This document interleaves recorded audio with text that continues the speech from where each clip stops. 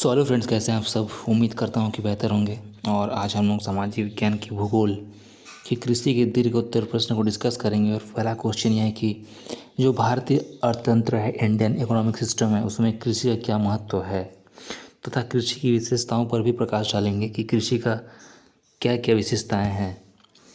तो पहला चीज़ ये है कि ये सवाल दो भागों में तोड़ा गया है। पहला पार्ट में कहा जाता है कि जो भारतीय अर्थतंत्र है उसमें कृषि का क्या महत्व है, इम्पोर्टेंस क्या है कृषि का। तो इसको हम देखते हैं कि भारत के अर्थतंत्र में इतने बड़े देश को चलाने के लिए कृषि का क्या योगदान है, कृषि का क्या महत्व है। तो भारत की जो 70% आबादी है, 70% पॉपुलेशन है, वो रोजगार के लिए, अनएम्प्लॉयमेंट के लिए और आजीविका के लिए, अपने जीवन यापन के लिए सिर्फ और सिर्फ कृषि पर ही आधारित है, आश्रित है। फिर दूसरा पॉइंट ये हो गया कि देश के सकल राष्ट्रीय उत्पाद यानी जीडीपी में जो कृषि का योगदान है 22% ही है मात्र। लेकिन फिर भी बहुत सारे जो उद्योग हैं उनको कच्चा माल कृषि से ही मिलता है, कृषि उत्पाद से ही मिलता है। एग्जाम्पल के लिए देख लेते हैं हम लोग, चीनी मिल जहाँ से चीनी प्राप्त करते हैं वो निर्भर है पूरी तरह से कृषि के ऊपर, क्योंकि अगर गन्ने की खेती ही नहीं होगी तो कहाँ से आएगा चीनी। फिर बहुत सारे चावल मिल धान के ऊपर निर्भर रहते हैं, बहुत सारे गेहूं के मिल, गेहूं के आटा के मिल डिपेंड करते हैं गेहूं के ऊपर। इस तरीके से जो कच्चा माल पर निर्भर रहते हैं कृषि के, वो बहुत सारे उद्योग। कृषि उत्पाद से ही देश को इतनी बड़ी जनसंख्या और खाद्यान्न की आपूर्ति होती है। इतना बड़ा देश है, इतने बड़े देश में इतनी सारी जनसंख्या है, उनको खाद्यान्न की आपूर्ति जो होती है वो कृषि उत्पाद से होती है। और इसके अलावा अनेक कृषि उत्पादों को भारत निर्यात करता है विदेशों में, जहाँ से उसे विदेशी मुद्रा प्राप्त होती है।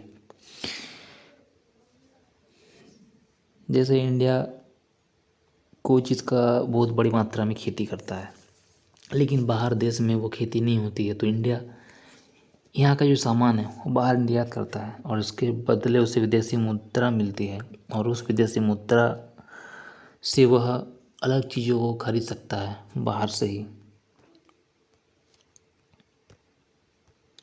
कृषि ने अनेक उद्योगों को विकसित होने का अवसर प्रदान किया है। तो बहुत सारे उद्योग को डेवलप होने में भी कृषि का हाथ है।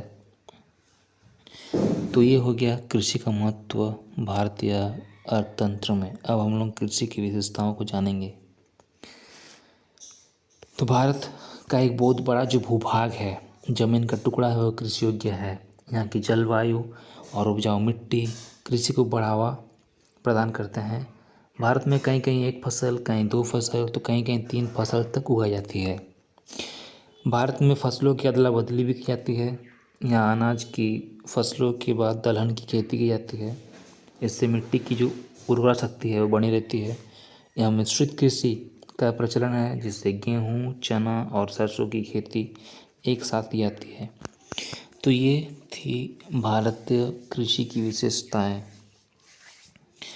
जहाँ ये बताई जा रही है कि कहीं कहीं एक फसल, कहीं दो फसल, कहीं कहीं 3 फसल तो उगाई जाती है, और फसलों की अदला बदली करके उगाई जाती है तथा उर्वरता शक्ति को बनाए रखने के लिए एक अनाज के बाद दूसरे के अनाज को भी उगाया जाता है।